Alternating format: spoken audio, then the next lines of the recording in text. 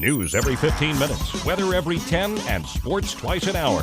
Newstalk, KGVO, AM 1290 and now 101.5 FM. You're listening to Montana Morning with Peter Christian. A killer speaks. Good morning, everyone. This is Montana Morning. It's Monday, April 27th. 2015, the sky's overcast after heavy rain yesterday. A few remnants are still hanging around. It's cloudy and 36 degrees in Missoula. A newscast sponsored by Kootenai Creek Village, the maintenance-free active adult community in Stevensville for the best of Western Montana living. Our top story this morning, a plea agreement was announced Friday in the deliberate homicide case of Kevin Leno, the man accused of beating, torturing, and shooting a transient, Gilbert Jack Berry, last summer. He entered a plea of no contest, meaning he did not remember killing Berry due to extreme alcohol addiction. Judge Karen Townsend asked Leno for details. Before every morning, like you can ask anybody that knows me, I drink 240s, 240 ounces, 211 still reserve, which is 8.1 alcohol. That's to get off E. That means so I don't become sick during the day. If I don't, I'm going to get sick. Even in Louisiana, they had to give me medicine, and I'm Wiccan, so I don't take chemical medicine. You know what I mean? And I had to because my detox was so severe.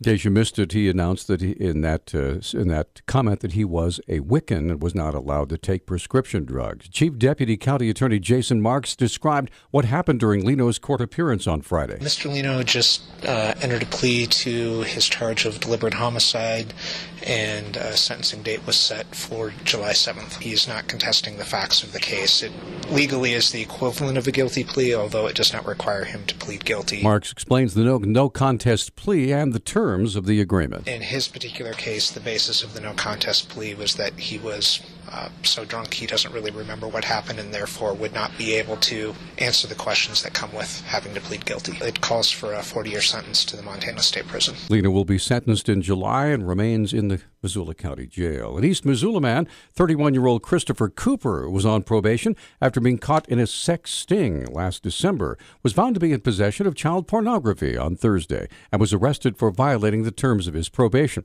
Due to the serious nature of the offense, Deputy Missoula County Attorney Jennifer Clark asked Judge Karen Orzek for a high bail. Mr. Cooper was sentenced on a sexual abuse of children count March 17th of this year. Approximately 1 month after that sentence, he was found in possession of child pornography.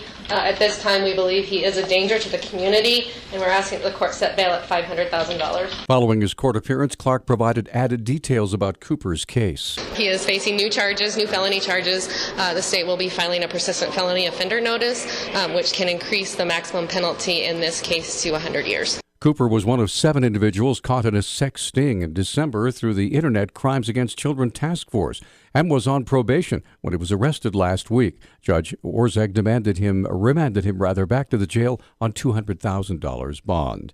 A state judge has upheld a $17 million jury award to a logging company that went out of business after a bank seized stimulus money from its checking account to repay a loan that was not in default. District Judge Ed McLean also ordered First Interstate Bank to pay $7.6 million in attorney's fees and costs incurred by Kelly Logging, Incorporated. The Missoulian reports bank CEO Ed Garding said the bank plans to appeal McLean's decision to the Montana Supreme Court. For nearly 12 hours on Saturday, teams from several law enforcement agencies, mostly volunteers, worked tirelessly to retrieve 3 snowmobiles out of Seeley Lake after 2 men drowned last December while attempting to ride across the lake. Missoula County Sheriff's Deputy Bob Parcell provided details. We had the Flathead County boat had side scanning sonar, and then they also brought 10 divers with them from their search and rescue units. And then we had the Missoula search and rescue boat, we had the Seeley Swan rescue boat, and we also had the Whitefish Police Department. Parcell said relatives and friends of the 2 men who died that day were also there to witness the recovery of the 3 snowmobiles. We had the mother of one of the victims, and we had a friend of the individual's wife, another gentleman that died. His wife sent a friend over to, if we got the last snowmobile, to obtain that snowmobile for her. So friends of the one family, and then the mother dealing with another loss of a victim was there as well. 5 men were trying to cross the lake on snowmobiles when 3 fell through the ice at about 6:45 p.m. on December 26th. The other 2 made it safely to shore. The bodies of 25-year-old Derek Flesh of Pablo and 28-year-old Kurt Starkle of Belgrade were found at about 10 p.m. that night. A Helena man accused of endangering his 5-month-old with methamphetamines has pleaded not guilty in district court. Jacob Smith is charged with felony endangerment of the welfare of children. He could face 5 years in prison and $10,000 in fines if convicted. On Friday, Governor Steve Bullock signed the Confederated Salish and Kootenai Tribe Water Compact. Governor's office spokesman Dave Parker described the event as historic and bipartisan. It was a historic day for Montana. It has been about 12 years in the making through negotiations. It was passed by the legislature. Governor signed it today with principal bill sponsor, Republican Senator Chaz Vincent from Libby, and with Vernon Findley, the chairman of the Confederated Salish and Kootenai Tribe. Unlike most bills that the governor will sign this year, the CSKT Water Compact still has another big hoop to jump through, as it must also pass the U.S. House and the Senate and then the Tribal Council. The compact with the Blackfeet tribe, I think, took 6 or 7 years in Congress. I think particularly with Senator John Tester's commitment to push this, and also with our other two representatives, Representative Zinke and Senator Daines, I think we can push this forward, hopefully, in a much quicker fashion. When Bullock signed the bill into law, there was an injunction request still pending that had been filed by a group of Flathead area irrigators. According to Parker, Bullock decided to sign the bill anyway because, quote, the lawsuit lacked merit, end quote. The Air Force is charging 2 nuclear missile launch officers with illegal drug use. The cases at Malmstrom Air Force Base in Montana were linked to a separate Air Force investigation of exam cheating by Minuteman III nuclear missile officers. The Air Force announced Friday that a week ago it charged First Lieutenant Michael Alonzo and First Lieutenant Lance Balthazar with a range of drug offenses.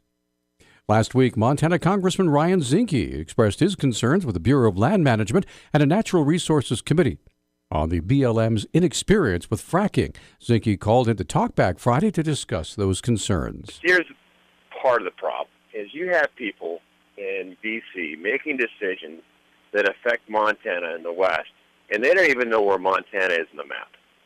And I think it's a fair statement to say if you don't know the difference between Butte, Bozeman, and Missoula, maybe you're not the right person to make these decisions.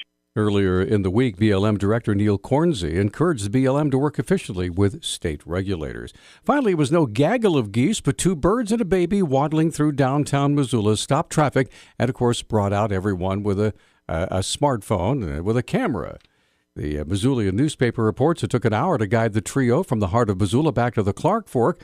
This happened on Thursday. 4 women spotted the birds and stopped to help using cardboard and a sweater to shepherd them safely through town as cars slowed and people snapped photos.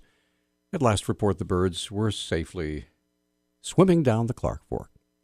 Newstalk Times 612. Newstalk KGVO. Missoula's official weather station. Mostly sunny skies today with their highs in the upper 60s. Winds will be out of the west at 3 to 6 miles per hour. Mostly clear and cold tonight with our lows in the mid to low 30s. Ample sunshine, highs in the mid to upper 70s on Tuesday. I'm meteorologist Brooke Foster for KECI 13.